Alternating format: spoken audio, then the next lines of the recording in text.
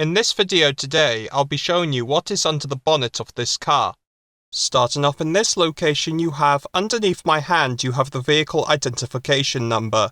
Moving back to this location, you have underneath this grille, you have two of the three fasteners that fasten the top of the strut to this load-bearing member. Moving down to this location, you have your pressure cap and expansion tank. You also have information on the cap telling you the pressure of the cooling system. You also have your expansion tank pipe and electrical connector for your sensor that tells the driver if the coolant level is running low in the tank. Located at the bottom of your expansion tank, you have your coolant supply pipe. This is your offside engine mount itself. Moving more forward in the car, you have your dust cover that covers your low pressure air conditioning recharge point. And to the left of that, you have one of your air conditioning pressure sensors. Moving the camera to this location, you have your electric vacuum pump. This pump is used to provide vacuum to your vacuum brake booster. Below your electric vacuum pump holder, you have your offside front chassis rail. Chassis rails are structural members that are used to attach your subframe, and in this case, two of the three engine mounts. You also have your high and low pressure air conditioning refrigerant pipes, and you also have your dust cover that covers your other air conditioning recharge point. This component here is part of your radiator that cools the air-to-water intercooler coolant. Located right next to your electrical connector, you have one of your airbag crash sensors. Moving back to this location, you have your electrical connector for your headlight module.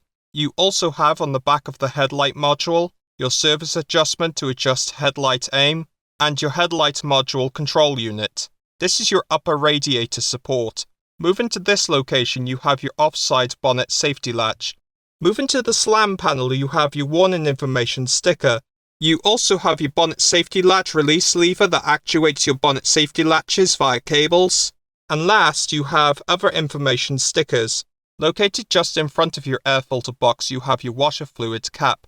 Now, if you were to follow this neck, it would take you to your washer fluid tank. This is your air filter box lid. This pipe here is your air intake pipe.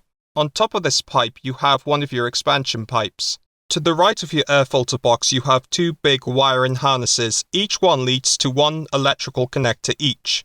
These two electrical connectors go to your engine control unit, which is behind this protective cover.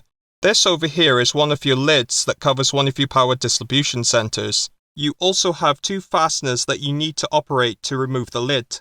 You also have in this location two of your positive distribution cables, one of your fastening locations that holds down the bottom of your air filter box, and last you have your near side front wheel well liner. Moving the camera to the left, you have your near side front chassis rail, and washer fluid tank in more detail. You also have in this location several electrical connectors. Looking down onto one of your radiator pipes, you have your engine radiator itself. This radiator is used to cool the engine. Moving the camera to this location, you have your 12-volt battery. You also have your negative post, your battery monitoring sensor, and a cover here that covers your positive post. Now this cover here is used to prevent accidental short circuits. Behind the 12-volt battery, you have your main ground cable for the 12-volt battery. Moving down to this location, you have your vacuum supply pipe for your vacuum brake booster. You also have on this pipe your check valve, and electrical connected to measure how much vacuum is in the brake booster. You also got your protective cover that covers your transmission selector cable. Moving the camera to this location, you have your ABS modulator. Now on the modulator, you have your pump, your two brake lines that goes to and from your master cylinder, your four brake lines that in this case each goes to each of your brake caliper piston cylinders, your modulator block, your electrical connector that connects to your ABS control unit, and your ABS modulator mounting bracket. You also have heat shielding, and last you have sound deadening. Moving back to this location, you have your differential housing, your gearbox bell housing, you also have your steering rack and one of your steering rack track rod boots, and last you have one of your anti-roll bar bushers and ABS modulator mounting bracket. These two pipes here are for your heater matrix. Moving further up in this location, you can see a protective cover that covers your gear wheel and tuft belt. This gear wheel and tuft belt drives your mechanically driven water pump. Located to the right of your expansion tank, you have your pulsation damper. Located just behind your pulsation damper, you have two pipes that are part of your fuel system. Moving the camera to this location, you have your alternator. The alternator is used to power the 12-volt system when the engine is operating. You can also see on the alternator your cooling holes and your stator windings. You also have your alternator case and alternator pulley. You also have in this location your other air-to-water intercooler radiator pipe, your tensioner pulley, your air conditioning compressor pulley, and your electrical connector for your fuel rail pressure sensor. Underneath your engine and gearbox you have your aerodynamic shield. Moving up to this location you have quite a few different components here. For example, you have your fuel rail, your electrical connector for your throttle body electronics, your electrical connector for your MAP sensor that also includes your intake manifold temperature sensor, and moving up to this location you can see your cylinder head and your camshaft cover and one of your intake manifold runners. You also have in this location out of shot your oil pressure sensor and your boost pressure sensor. Moving back to this location you have your vacuum supply pipe for your vacuum brake booster. In my previous video I highlighted that this fastener was used for a vacuum pipe. Because this engine is similar to the last car I filmed on, you could see that that car did not have a vacuum pipe because it used an electromechanical brake booster, but this car does because it uses a vacuum brake booster. Moving to this location, you have your pipe that takes air to your turbocharger compressor housing inlet. Moving closer to this location, you have one of your EVAP pipes. Under that pipe, you have your fuel supply pipe for your high pressure fuel pump. You also have your high pressure fuel pipe that takes high pressure fuel to your fuel rail, and other different components. One thing I forgot to mention is that you've got your electrical connector to control and power your fuel metering valve for the high pressure fuel pump. Moving up to this location you have another EVAP pipe and your turbocharger compressor housing outlet pipe. Moving to the center you have your engine cover. The engine cover has cutouts for your oil filler cap and your engine dipstick.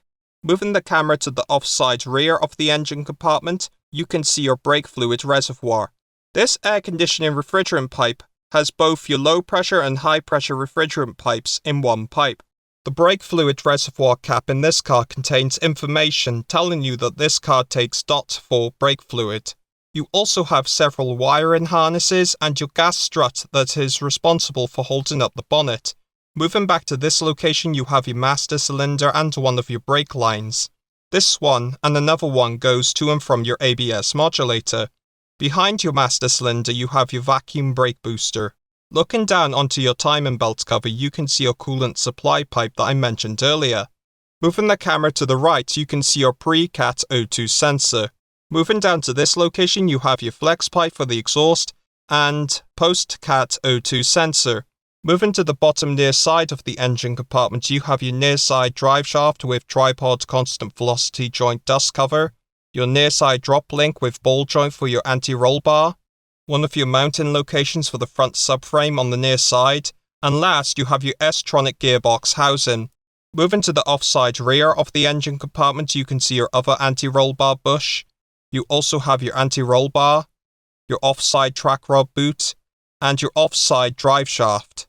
Moving more to the right you have your crankshaft auxiliary belt pulley. This pulley is responsible for driving your auxiliary belt system.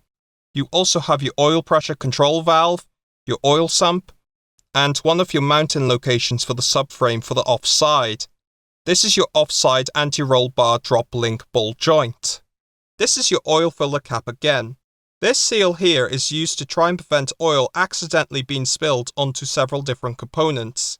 You also have your fine oil mist separator and one of your positive crankcase ventilation system pipes.